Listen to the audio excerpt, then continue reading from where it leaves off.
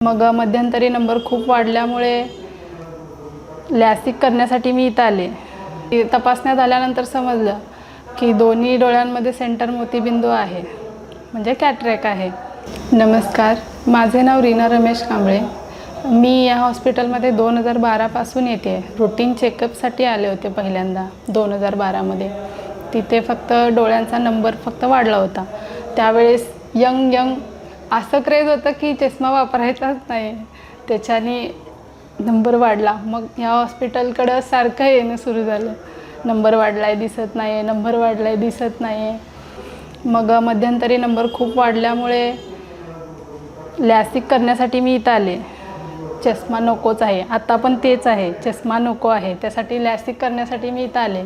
त्यात आल्यानंतर समजलं की दोन्ही डोळ्यांमध्ये सेंटर मोतीबिंदू आहे, म्हणजे कॅटरॅक्ट आहे.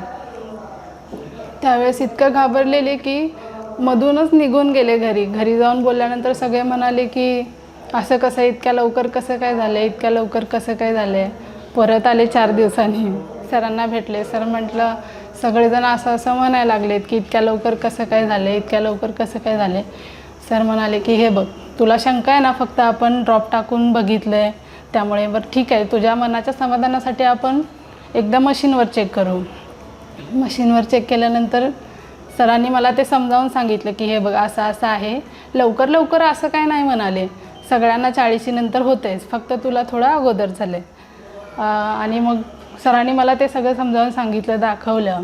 आणि वर सरांनी त्याच्यात प्लस पॉईंट पण सांगितलं मोतीबिंदूसोबतचा.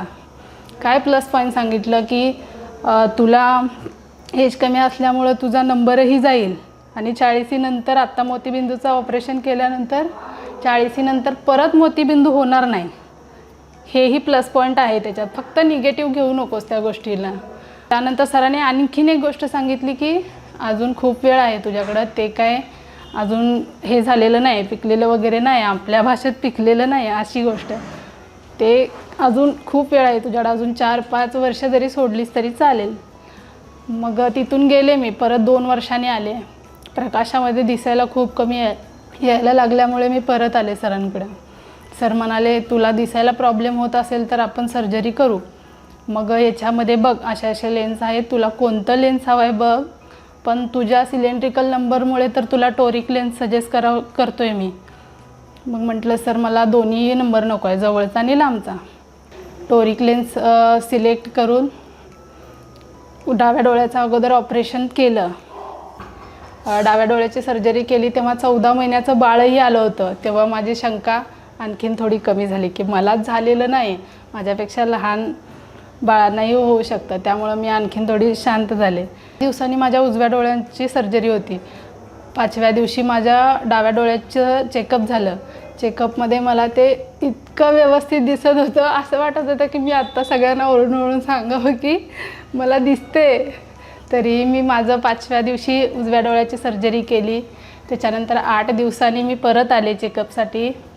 त्याच वेळेस मी पटपट वर आलेली मॅडमने सांगितलं की मला असं व्यवस्थित दिसते. ह्या भिंतींवरचं लिहिलेलं सगळं लहान मोठे अक्षर असं बघून मला असं वाटत होतं की आंधळ्या लोकांना डोळेच दिलेत सरांनी आता. असं वाटत होतं ना की माझे डोळे कधी व्यवस्थित होणार नाहीत आता. त्याच्यानंतरही माझे डोळे अगदी व्यवस्थित. सरांनी मला एवढे महाग लेन्स घालूनही सांगितलं होतं की जवळचंही तुला थोड्या अंतरावरून दिसेल, पण मी खूप आनंदाने सांगेन की मला इतक्या जवळचंही व्यवस्थित दिसतं.